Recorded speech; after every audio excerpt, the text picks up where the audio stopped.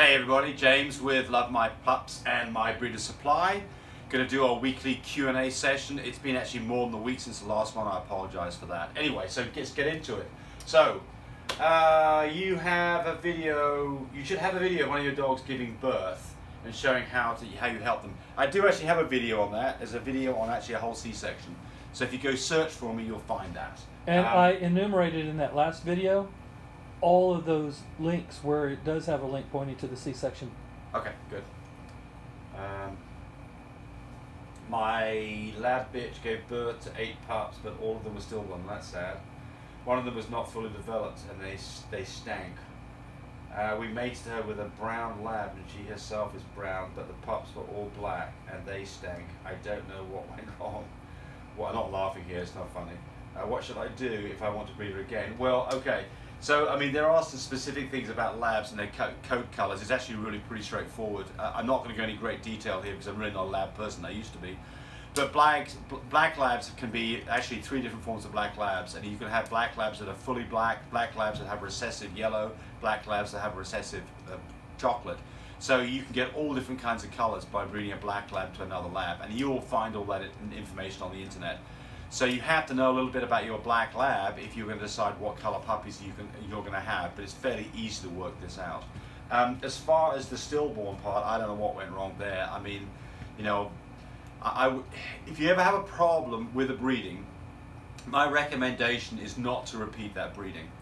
You don't know who was at fault, you don't know what went wrong, but it went wrong. So if things go wrong, don't do a repeat of it. Choose another male to breed back to this female, and hopefully you'll get a better result. If you have the same result the second time, then I wouldn't breed that female again. So there's some other questions that would have to be asked here. You know, how long did this all take place? Were you at 61 days when things went wrong? You know, I would guess that probably what happened here is that you had a single puppy that died inside her and went necrotic.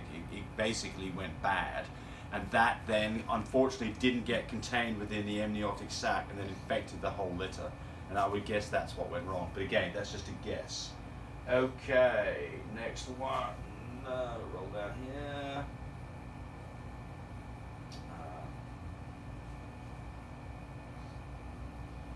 So as I was saying, my puppies are cute. Well, thank you.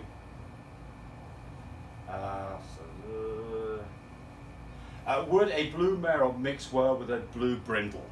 So this is French's, when you breed a merle, you always breed to a non-merle dog, always. If you breed merle to merle, you're very likely to have some puppies that are then double merle, and they can have blindness, deafness, and all kinds of other problems. So the answer is, would a blue merle mate well to a blue brindle? Yeah, absolutely. You will get a litter of all blues, of which half will be merle, and if the merle doesn't carry brindle and the blue does, then half of them will carry a copy of brindle too. So yeah, it'll be fun. So somebody said, I have a blue female, I'd love your opinion on her. If you want my opinion on a dog, text me a picture of her, standing up, sideways, and face on, and I'll tell you what I think of her, and I'll give you an honest answer. Remember, I'll be really honest about it. No dogs are perfect, none of mine are perfect, so I'm going to point out the good stuff and the bad stuff so that you can then decide what all that means. So hopefully I don't offend anybody. That's not the intention at all. But the intention is just to give an honest evaluation. I'm not an AKC judge, so I'm not infallible either. So just, but I do see lots of dogs. Okay. What are your shipping containers called, and where can we buy them? Thank you. They give me a plug. So here they are. This is the shipping container. It's Shipmate. And you can see my little logo on it there. And so this thing is available on our website, mybreedersupply.com.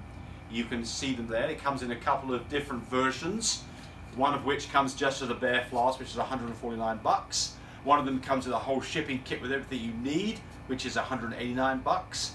It's a reusable product. You use it over and over again. If you're using I did a video here recently on this versus the competition.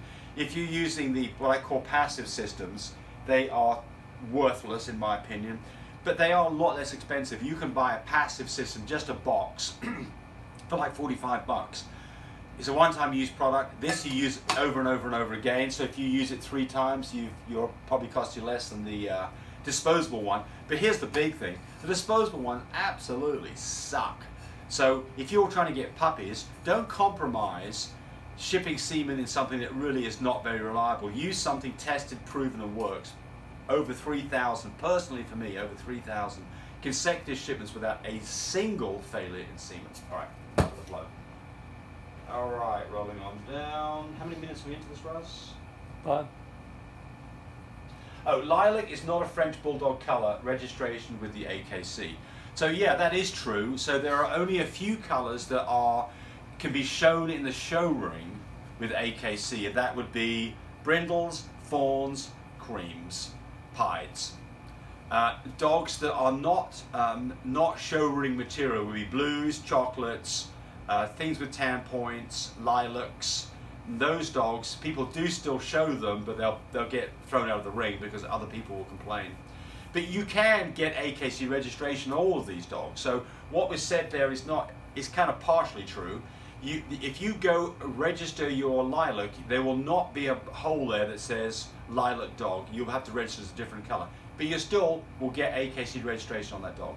So you can get AKC registration, but those dogs that are of these exotic colors don't have a place in the show ring. Excuse me.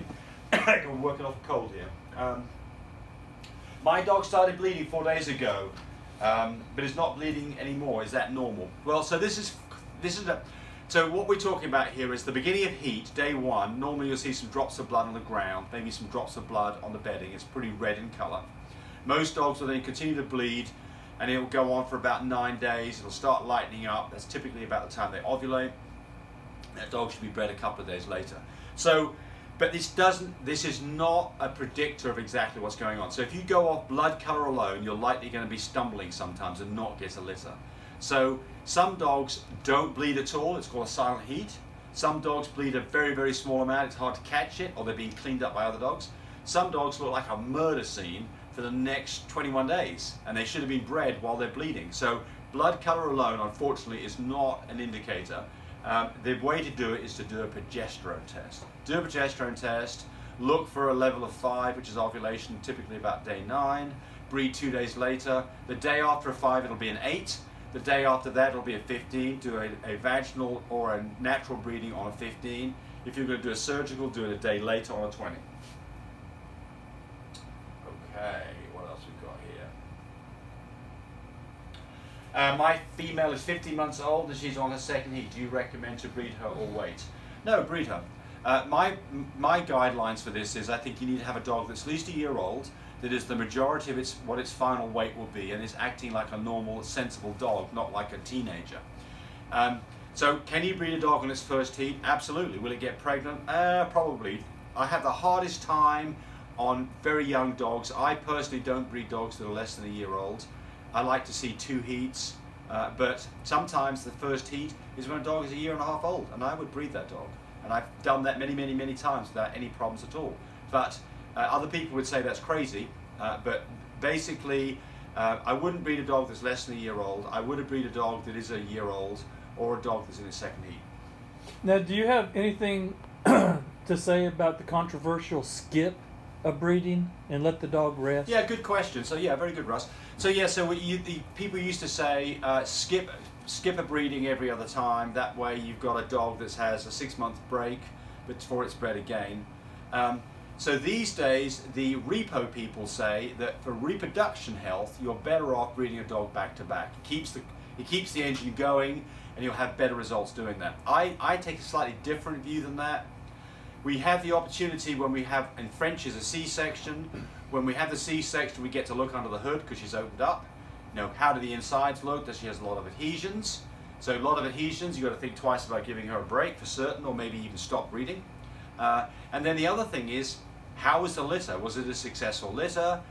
Was she good to her babies? Was it plain sailing? Did she bounce back to a normal weight after you weaned the puppies? And if all of those things all look good, breed her on the next cycle.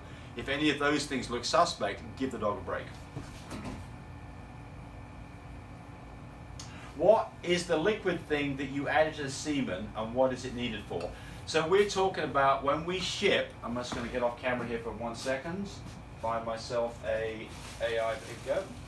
So when we ship semen using this product here, or however you do it, if you're shipping it, basically you're going to have some kind of a container. This is what's called a whirl pack. The semen's going to go into that. You have to add about a 2-to-1 ratio, what's called an extender.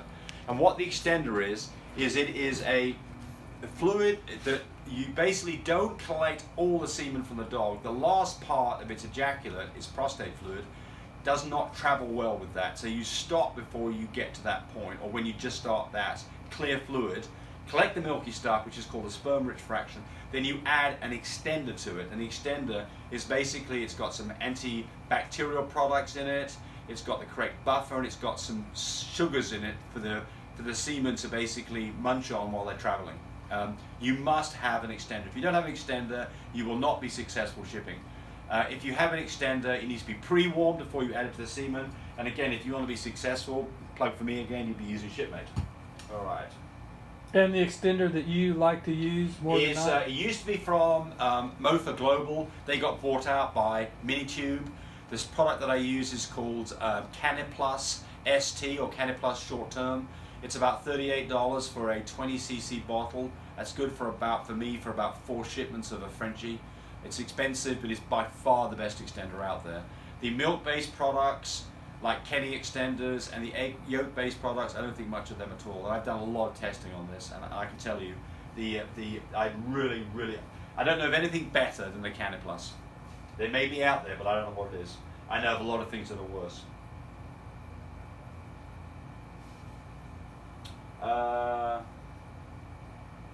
Okay, it's not particularly relevant. Nor is that. Interesting information, thank you. What extender do you use? We just answered that. Nice video. What would you would enjoy to hear your thoughts on harassment from misguided animal rights activists? I'm not even going to go here. I'm not even going to get into an argument with people about this. You know, there's people who have different opinions about all kinds of things, whether we should be even eating cows, whether we should be raising dogs. I mean, there's a whole, everybody's entitled to their own opinion on this. You know, obviously, I like raising puppies. I think that the important thing here is that you're nice to your animals. You treat them the way that you'd want to be treated. You make sure that they have a safe place to be, that they're warm in this winter time and they're cool in the summertime. They get plenty of exercise and you love on them. And I think that is the important part about this. And if you're not doing that, then I mean, maybe you shouldn't be doing it. And then maybe the animal activist people have an argument against you. But again, I don't want to get into the particulars of it, but I think it's important that you treat dogs the way that you want to be treated, any of your animals, that you treat them the way you want to be treated. And I think that probably most people do exactly that. I mean, if you look these days, there's lots of people who are now having dogs instead of children. I think those people are probably really giving their dogs really the absolute best life. Oh, here's a good one. From Clara E. She says, great info. Thanks for the, we were talking about, by the way, different medications. She said, thanks for the video. Just a side note to take into account, just can't have my glasses on here. As told before in the other comments, some collies cannot metabolize and could quickly die if you give them various drugs, like dewormers. Ivermectin is one of the ones, moxidectin, the products that I don't know about are Mectidin. So this is interesting, you didn't know this. So all the information that I give you is specific to Frenchies. And so when we start talking about medications, please do Google what you're being told, whether it's from me or somebody else, to make sure that we're not telling you some information that is absolute bunk. So always have your bullshit detector on and make it go ding, ding, ding. And you know, remember, I'm not a vet. All the information that I give you is at your own risk. I try to give you information always that I believe is accurate, but it may not always be so. And there's an example right there. If you had a collie, I could have given you some misinformation that could have got you in trouble. So please, you know, use due diligence to make sure that what I'm saying appears to be correct. Nobody's infallible. I'm certainly not.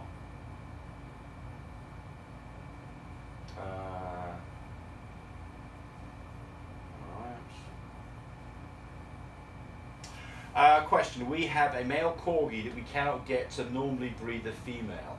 However, when we try to collect from him, we cannot get him to ejaculate. He would get hard and hard, but with the, okay. So yes, So this is an interesting one. So you've got a dog here that's not used very much. So for me, for my studs, they're used on a routine basis, and it takes a bit of time typically to get a dog rolling where it kind of knows what the process is. If you've got a dog, 2 dogs that you want to breed, and the male has never done this before, and you expect him to perform for you the very first time, you may be missing missing your opportunity to breed. He may not perform. Not a darn thing you can do about this other than make him comfortable, putting him in an environment. You give him a treat. All my dogs, by the way, when they've finished their business, they get a treat every time. Even if they haven't been successful, they still get a treat. I want this whole process to be as pleasant for them as possible. And so I'm not going to put them in an environment where they're being harassed because they can't produce. But if this is the first time you're using that dog and you've never tried to pull from him before, you might well have a problem. Just keep on persevering with it. All I can say is have a dog in heat. Anytime you have a dog in heat, expose him to that dog and see whether you can get him to do the right things.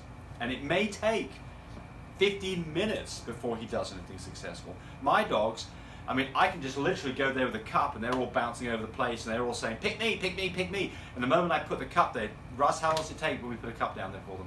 Oh, they're trying to hump on your leg. That's right. They're into it immediately. I mean, they know what's going to happen. They enjoy the process.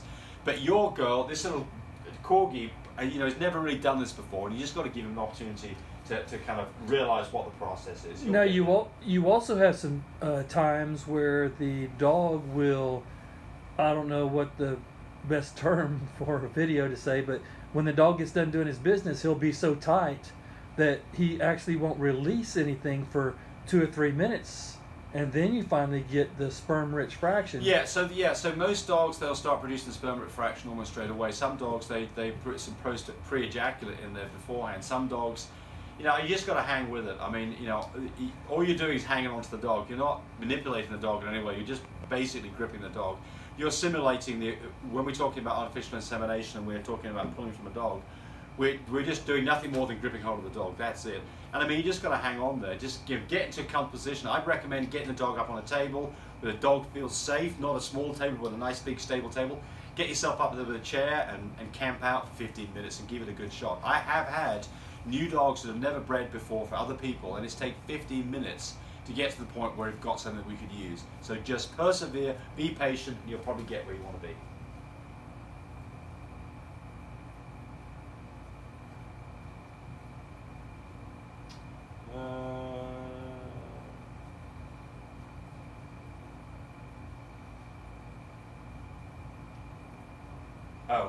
Okay, we're talking here. Oh dear. We're talking about Dewclaws. Somebody said this is disgusting. They feel the same pain as a person. They're cutting off their thumbs and justify it because they're too weak to stop you. Okay, right. Well, I'm not going to say much about this, but I can tell you this: anytime I've ever Dewclawed a dog, it's always been done between day 2 and day 5. The cartilage is very soft. It always amazes me that when you do this, they don't normally make even a single sound. When you put the forceps on, you clamp down, they might squeak for a second just as you do that, but then they go quiet, and you wipe it off your fingernail. There's hardly any blood at all. And I can promise you, if you cut my thumb off, there'd be blood all over the place, and I'd be screaming. So I think there is a huge difference here. But again, if you don't like it, don't do it. There is a reason to do Dewclaws, and it's so that they don't get them hung up when they're jumping up on things and cause themselves some trauma. To remove a Dewclaw from a dog when it's 6 months or a year old, that's a whole completely different situation. That has to be done under anesthesia, and you certainly would not do that the way that I'm showing on the Dewclaw removal of the puppy. But some people, by the way, the AKC says that there's things that you cannot do to a dog before it goes in the show ring, but Dewclaws is one of those things that's quite acceptable. So, but again, different people have different opinions. They don't like that video. Sorry about that. Lots of other people do it and they're successful. And there's a lot of videos out there showing what happens to a dog. It tears their Dewclaw as they get older, and they get infected and really bad for the animal. Yeah, I mean, I've got dogs that I've bought as puppies that came to me with that Dewclaws removed, and I've got dogs. Our dogs, we remove the Dewclaws. Definitely the Dewclaw can hang up on stuff. You can rip a on an adult dog, they can get hung up on something and rip that Dewclaw out. It can be a pretty nasty situation for them. But you know, hey, do whatever you think's best. I don't want to say any more about that.